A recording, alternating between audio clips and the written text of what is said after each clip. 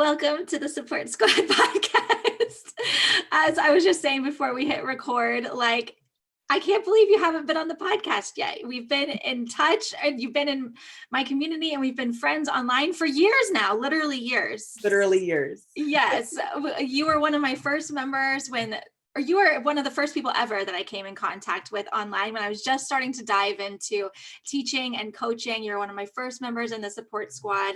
You show up to almost every single coaching call, and your journey has been incredible to witness, and the amount of skills you've learned and growth you've had, and now seeing you step out as a real leader in the service-based community is just so cool. Thank you. It's been an absolute pleasure knowing you and seeing your journey too. We've grown up together. So welcome. And you're going to be talking to us about something so exciting today. But to start, I would love if you just let me know. Well, I know a lot about your story and your journey, but let our listeners know. How did you get started on the online space? You started it with Pinterest and you've moved on to other things. Let us know how that looked for you.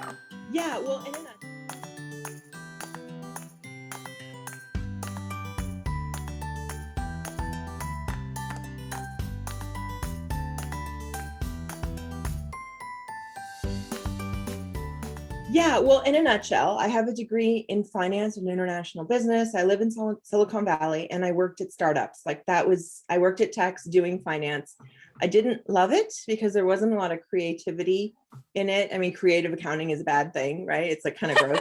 So it was I had my Excel spreadsheets had a lot of flair, and then that was it. And then my husband and I decided to go on a mission trip where we quit our jobs, sold everything we own, sublet our place, and moved to Central America, right next to the Belize border in southern Mexico, for a year to volunteer. So we were teaching. I speak Spanish, so it was a natural fit language-wise, but it was a total jump for my husband, who is not Hispanic. He's Black and Chinese. And so it was like a culture shock for both of us.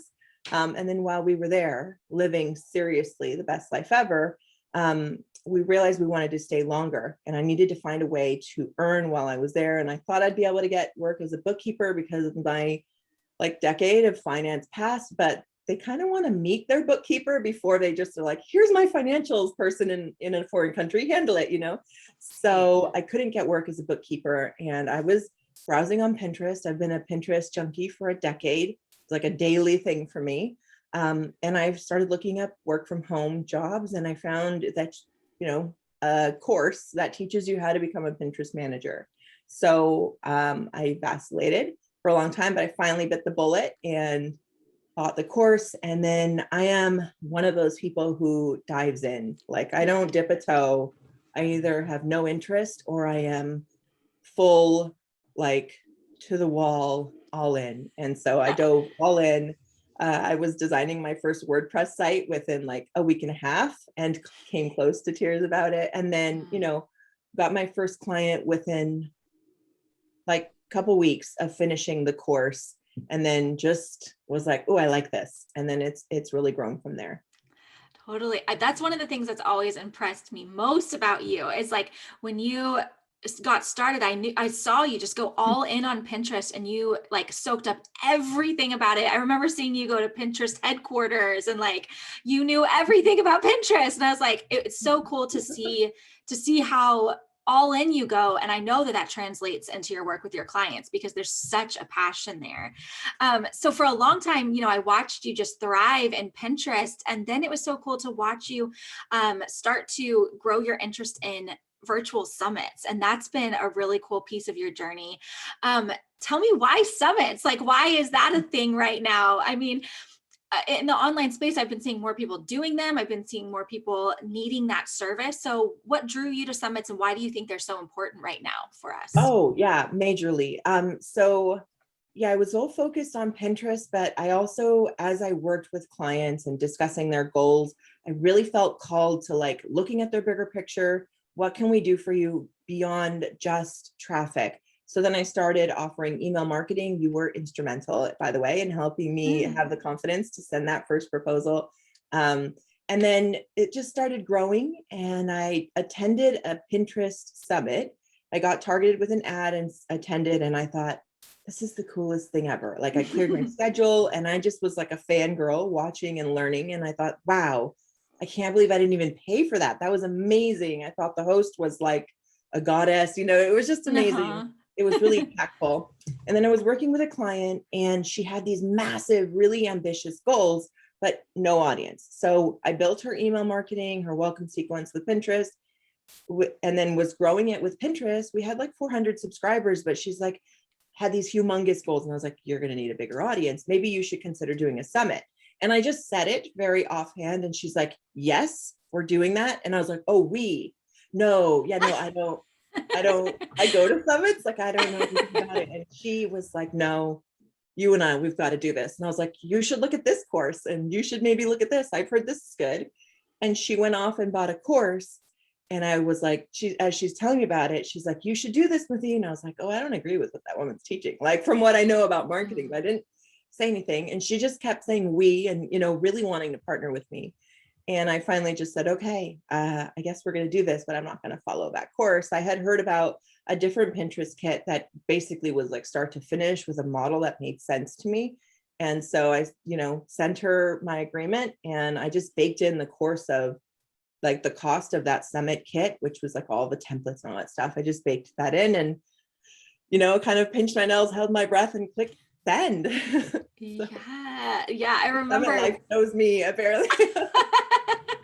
I remember when you started diving into that, and I was just like, I know that I knew that you had it in you, and I could tell how excited you were to go into that. So I've loved watching that transition. And I love that when we get really grow our expertise in something like Pinterest, we start to see all of these other opportunities in the way that these different specialties can kind of connect. So I love how you went all in on Pinterest, and you saw how you can utilize, some of those same skills or same strategies by expanding into summits. So for other people that are interested in going into like summit management and all of that, what are some of those skills that they need to get started? Like, what are some of those key things that makes you a great summit manager, and what would someone else need in order to get started? Yeah, well, and for sure, summits are not going away, even if we're in COVID right now. I mean, I attended my first one pre-COVID. They have kind of exploded during COVID, but the format of hosting online is just so much less intense than renting out a ballroom, so they're not, and their impact is still very, very powerful. So they're not going away. The potential to earn a lot is not going away. And it's just fun to be a part of. So one of the things so I dove in, and for my very first pancake, for my very first summit, I was like, I'll do all the things, Right. I bought this summit kit, and it had every tech tutorial, website, template, copy, email, Canva, like literally all the things. So I was like, I can do this, because I had all the training. I just didn't have the experience. And I think one thing that is important to consider is that summits are a really big deal. They're like, but I didn't know then that I know now as a funnel strategist and someone who's built many funnels for people. A summit is a funnel, it's a launch, and it's also a live event. And it's this weird thing that it's all three that is unique. That's why they're so impactful, but they are a lot of work. So the need for a support team or just someone to help you run your summit is like the potential there in that market is infinite. In fact, while I was running my first summit, literally had 0 summits under my belt, because I was active in like a summit Facebook group. I think I got like 5 people contacting me about wanting me to run their summit, including some of the speakers of the summit I was currently managing. Like, whoa, this is untapped gold. So you asked about skills, project management, and just being organized and having a system. I'm like ENTJ, 3W2, like I'm all about systems and lists, and you need that to pull off an event this big. There's speaker onboarding, so it's like email and processes. Do they sign their agreement? Do they fill out the form? That kind of stuff. Depending on where your client is going to host their summit, it could be WordPress, Kajabi. It's that like design. You can outsource that, or you can do it yourself if you like that. social media. You're writing, you're creating Instagram and Facebook posts, community management, which is like, there's always really good summits have a community aspect to them, where that hype and that community and then networking is just accenting and improving the summit experience. So really good summits will have a Facebook community. So there are opportunities for current VAs who have a skill in these things that I'm mentioning to just very easy pivot in. Like, I'm a community manager for coaches. I'm a community manager for summit hosts, and I only have to do it for 3 weeks. And, you know, that short-term burst is kind of a fun thing about summits. It's a short-term thing, but there are always new ones coming up. And it's using your existing skills. Okay. Yeah. So like graphic design, inbox management, and automation and tech and integration, all that stuff. So it really covers the full gamut of what so many VAs do right now. And if they wanted to niche down, it would not be hard. Yeah, what I love about things like summits is that there's so much opportunity there, and there's so many different skills that you can use. So for multi-talented VAs who maybe like marketing themselves as like general VAs right now, I feel like going into something like a summit could be a way of using all of those like unicorn-like skills that they have in a much more like high value, impactful way. I just had that thought, like that's because all of those skills, like you said, are skills that a lot of virtual assistants use. But a lot of times when we're using all those skills, it's in like this watered down capacity where like a summit one tiny piece of the puzzle. Yeah. Yeah. I love that. So I'm sure you like you said, having, you can probably specialize in certain aspects of summits, or I see a lot of opportunity for like an agency model if you want to go into summit management. And then yeah. And then what about like, so you listed so many different things, and some unicorn or some VAs are like those unicorn people that have all of those skills. But what if we're not? What if we don't have some of those skills? Is there a way to learn as we go? Do you have to know how to do all of these different things before you go into summit management? Or is there a way to learn that as you go? No, you don't have to. You do need to have a system or okay. So let me back up by saying, just because I dove in and did literally all the things for that first summit doesn't mean that was necessarily the best idea, but boy, did I learn really hard, really fast. Like, I had never built an e-com WordPress core site from scratch with like WooCommerce and like a course platform and integrations, and then integrating the marketing, all the tech, all the tripwire, and like it was really I definitely attribute that client and that first summit to why I build funnels now.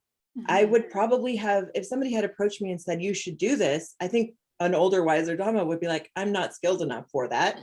But I bought this summit kit that had video tutorials for everything, literally everything, and templates and all that stuff. And I just thought, well, if I have this in my back pocket and I baked it into the cost of my proposal, I didn't even have this thought. My husband just said, if you buy that thing, that summit kit, and you are, have this client that really wants you to do it, and she's practically begging you to do it, isn't it like getting paid to learn? Even if you only make like after your expenses, $10 an hour, which I did not, by the way, but even if you did, you're getting paid to learn, and then you walk away with a summit skill. And she positioned it that way too. I'm going to give you a glowing testimonial. I know you're going to nail it. You're just so smart. You get me, you get my brand. And so it was all those things that led me to jump in, but you don't have to do it all. If you start getting in the tutorials and you're kind of like, okay, you know what, me and WooCommerce, like, I don't know, that's scary. That's people's credit cards. I'm scared. You can always farm out pieces. Yeah. And the further we got into the summit, like there were just some things that are not my zone of genius. Like, in fact, I came into your Facebook group, Sharon, and was like, I need to hire a community manager, like who wants to do this, and is ready like tomorrow, just in case, like if you're available tomorrow, like who wants to make an extra like $100 this month kind of thing. Right. And so there were just pieces that I didn't do. So that community manager handled the Facebook group and took over the inbox for me for 3 hours every morning between my time of 6 to 9. And it let me actually have my coffee before I dove into like, I can't log in and I can't find that, the chaos of the inbox. So it was really helpful. And it was totally my first experience hiring a team, and that like lit a little fire in me too, which I loved. And yeah, it was Mhm. just a crazy cool experience. Yeah, and I love to, if you don't have the skills or you want to learn on the job, like I love how you talked about how you kind of baked in the cost of that summit kit into your proposal because you can do the same also with team members. If you're like, I'm not going to know how to do that part, you can make sure you factor that in when you're pricing your your services. Is like, how can I make sure that I'm successful and hire a team member and make sure I'm supported? You can do all of that right from the get-go with something like this because there are so many elements. Like I've never done a summit before or planned one. It seems intense but so exciting too, all of the Yeah. different elements. Yeah, So what I can't sugarcoat. They are a lot of yeah, work, a but lot they of work, yeah. are a ton of fun. And the summits I've worked on with my clients have been really, really impactful for them. And they've been impactful for me in like many ways. I haven't Yeah. even scratched the surface of that, but yeah. Yeah. What I love about it too is like you're immersed in all these like different kinds of content. You make connections with all of these different, leaders in the industry, and there's so much opportunity in a summit to Yeah. learn and to connect.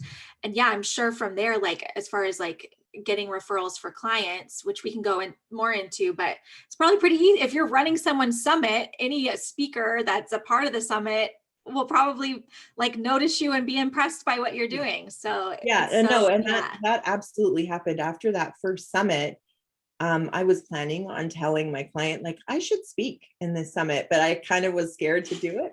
And then she said, you should talk about Pinterest, like my audience needs Pinterest. And I was like, okay, okay, I'm I know. so in. And then after that, since then, I've spoken in 5 other summits. I've gotten pitched for at least 10, had to decline some. And so like I don't know how you become a first-time summit host, but being like it just happened. And once someone else sees you on a stage and knows that you can bring high quality content, and you're not just a behind the scenes like tech person, that you actually love to make, like I just love to connect with people. And so it Right. totally was like, oh, the first time I spoke, because I was like, oh, I like this, and people are responding and they're getting value out of it, like this is amazing.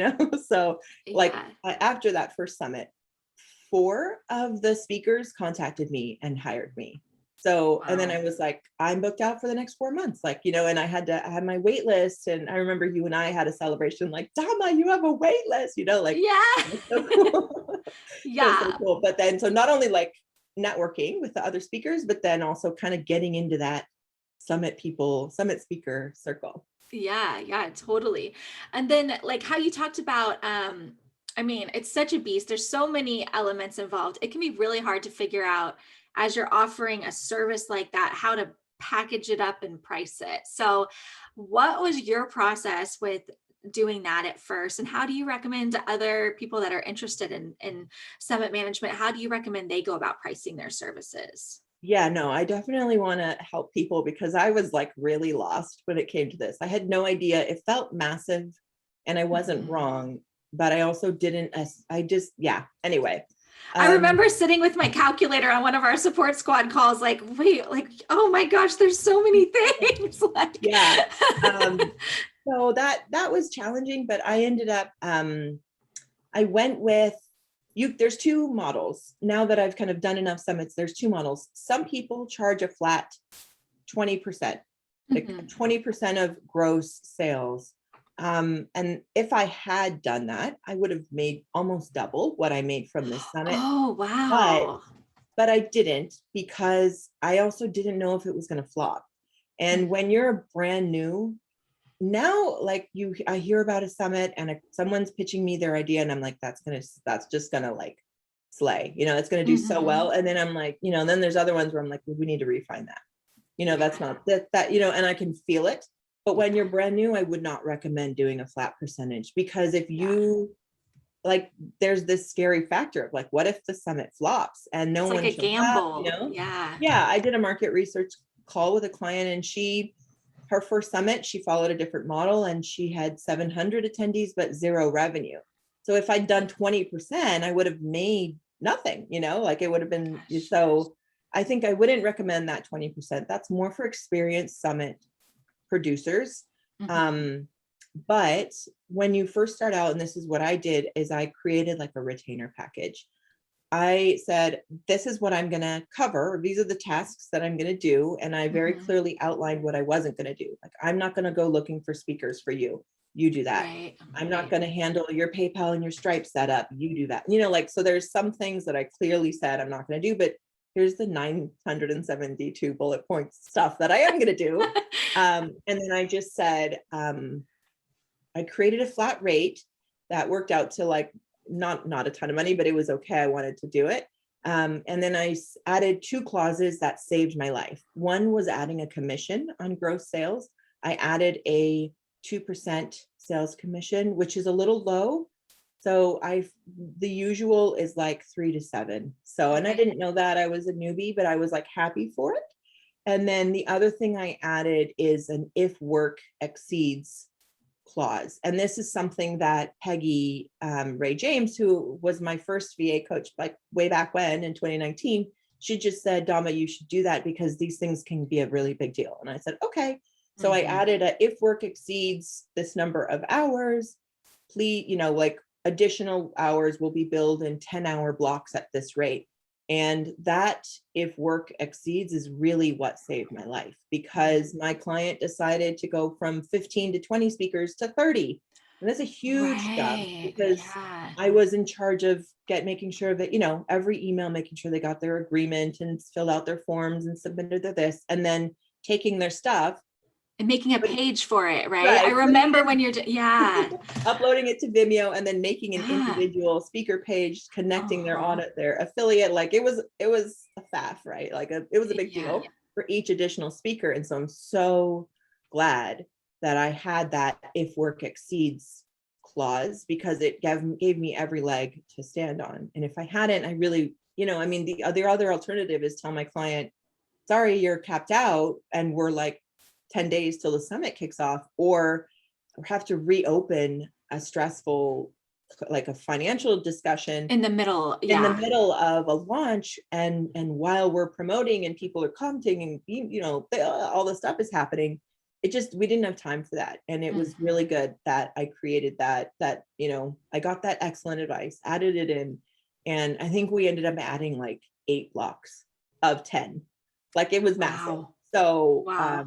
yeah, it was a really big thing. So I would, if yeah, start with a retainer package. Don't price yourself at less than $35. I mean, Mhm. no less than 25, but really 35 is good, even if it's your first one, and even if you're literally like, press play on this tutorial and then go and do it, like you screening it like I did. You're still learning, and you're still a surgeon when it comes to the tech. Like, you're the surgeon. You're whether the thing like works, the automation works or doesn't.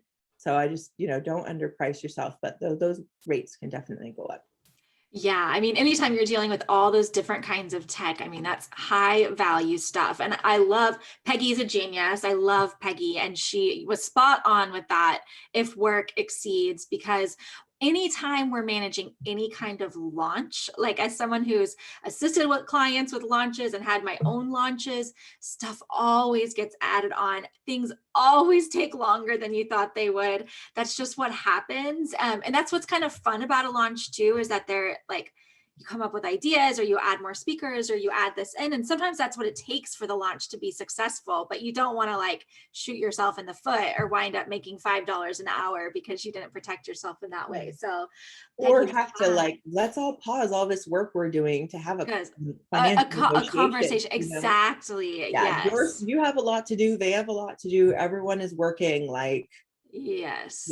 going full out. We don't have time to like, Yes. And that's like heightened emotions because they're nervous about the launch. And then to have to talk about, yeah, money is not good. So really smart thinking there, really good advice for pricing services. And that the way you just described that, I would say would work for any service where you're doing kind of a massive project like this that is a launch or that like involves a lot of moving parts and a lot of different skills and services, like you want to make sure that you're protected in that way. So that's such good advice. And then you told us a little bit about how, it's pretty easy once you do a launch to like land that next client because you're all of a sudden in touch with all these leaders in the online space. But what are some other ways besides just making connections through the launch of like someone, if you want to get your first summit client, how do you recommend someone do that? Yeah. So there are a couple,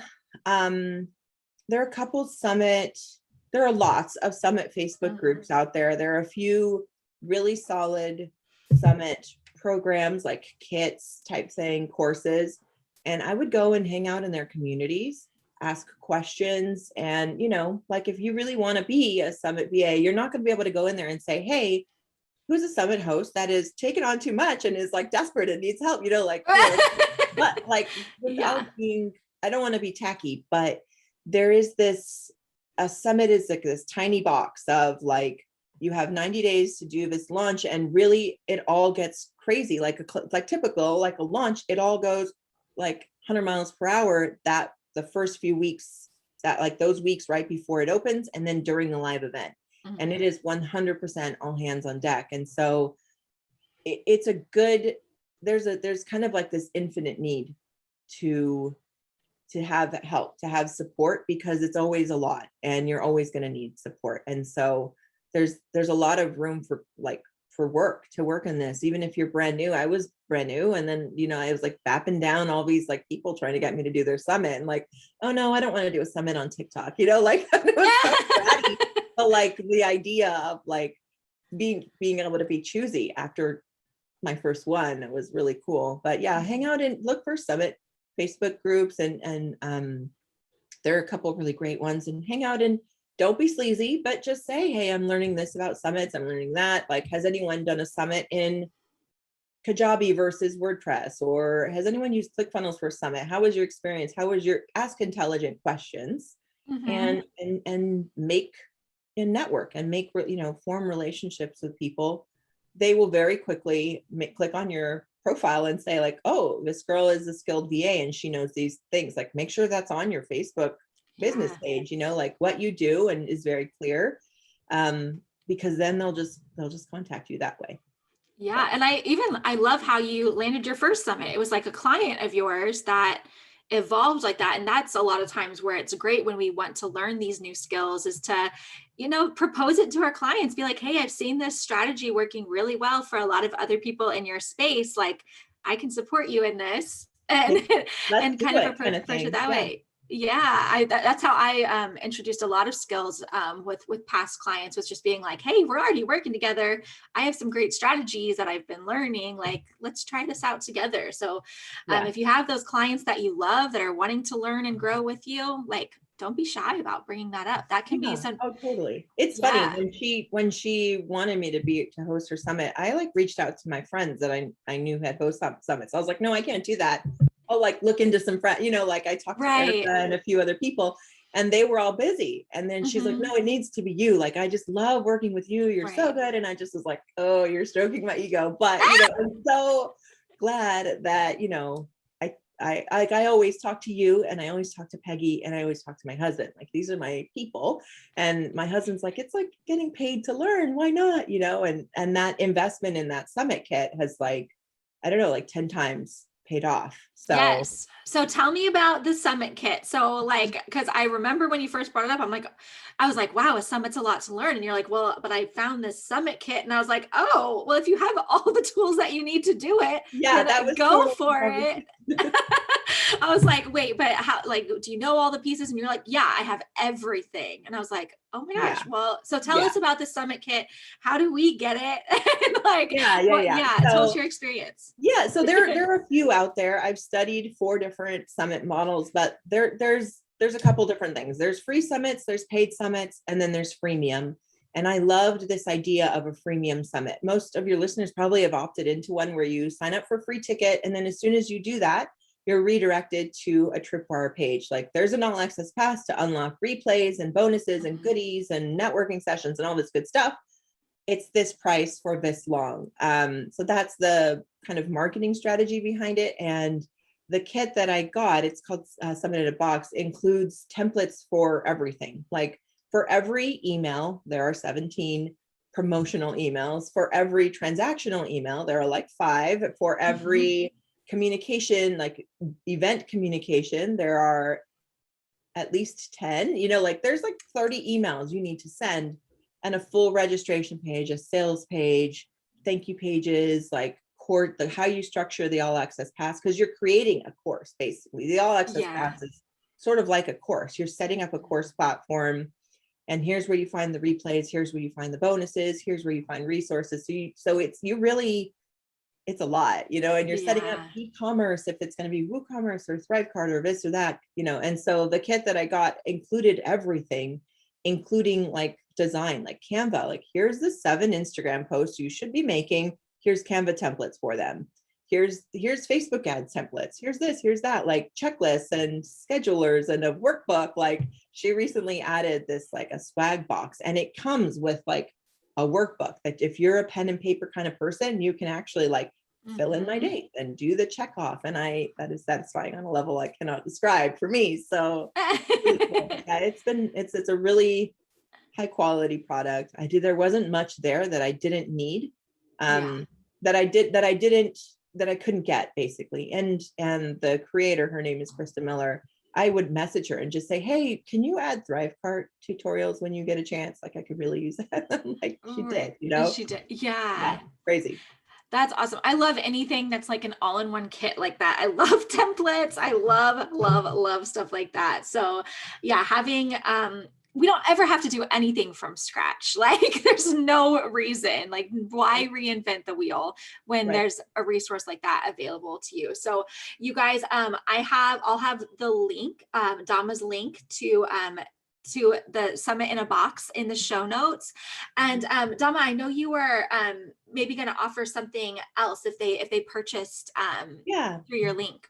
Yeah, I am like the biggest Summit in a Box's biggest fan. I love it. And I am an affiliate and a recommended service provider with them. I have a great relationship with Krista.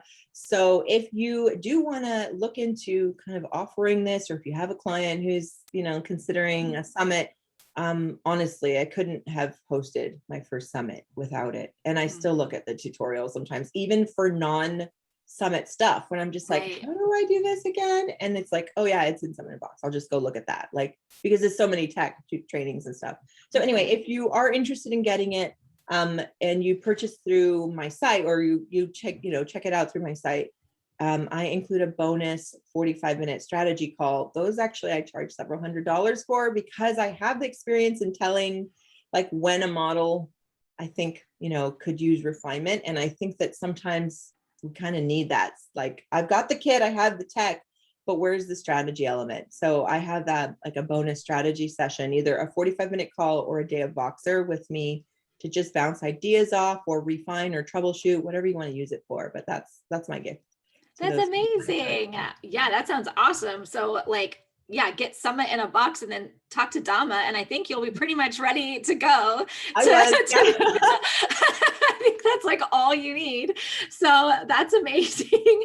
And then I would love for you to share too, like where else we can get in touch with you, and like what else is going on in the world of Dama. Yeah, so I'm on Instagram at details.to.dama. And so I hang out there, and I'm also like I hang out on Facebook a lot. I hang out in groups and connecting with people like Sharon, and that has been the thing that's really shaped my online business. So yeah, I'm on summits. I'm going to be speaking in more. I don't know. Connect with me on Facebook. That's a good place to connect, or and Instagram. Those are where I hang out. Yeah, we'll have all the links to connect with Dama in the show notes. And Dama, I just can't say how grateful I am for you. Like, I don't know, like I always, I feel like I always see your face, and I just feel like, wow, like to have a community and have you in it. It's just been so wonderful getting to know you. You've been such a supportive friend over the last 2 years, and I'm so glad you're finally on the podcast. And please come back anytime to let us Yay. know the next big exciting thing you're doing. Well, this is it, Sharon. My 2021 goal was to speak on a podcast. And Oh, so, wow. yeah, so this is it. This is my first time. I'm so thankful for you because your guidance and kindness and authenticity has been really powerful in my business. Oh, So many times you're like, well, look at it from the client's perspective. What if they're going through something? And I'm like, oh yeah. You're just so kind, and it has made an incredible impact on my business. So I'm very, very thankful for you too. oh, I just I'm like so hanging out with you. I just want to I be know, around I you. know. It's always so fun to chat. And like, it's so funny, especially I've noticed during the pandemic when, we're not seeing our regular friends as much. And it's really stood out to me how the relationships that we've built online, they're real relationships. They're just as real as like those other friendships we have, especially now that everything's virtual. It's like, these are my people and you're one of my people. And I'm just so grateful for you. Hearts. Well, thank you, Dama. You guys make sure to get in touch with Dama in all of the places. And thank you so much for being here. Yeah, and if you're not in the insurance membership, I am in there and I love it, and I think you should come hang out because that's one of the places that Yes. I like regularly show up and love to be. So if you're not there, Yes. yeah, come join us. Dama is in almost you're one of the people that shows up to almost every coaching call, and I'm always so grateful because you show up and you're not only there to receive, you're there to give. You give so much value to everyone else, and I'm just always so grateful. So you guys, that's another thing. This month I'm going to be introducing you to members like Dama, and then at the end of the month we're reopening the doors to the support squad. It's been closed up, shuttered up for 5 months, but we're opening the doors and letting some new folks in, and we can't wait to get to know you. So thank you, Dama. Thank you, Sharon. It's been delightful.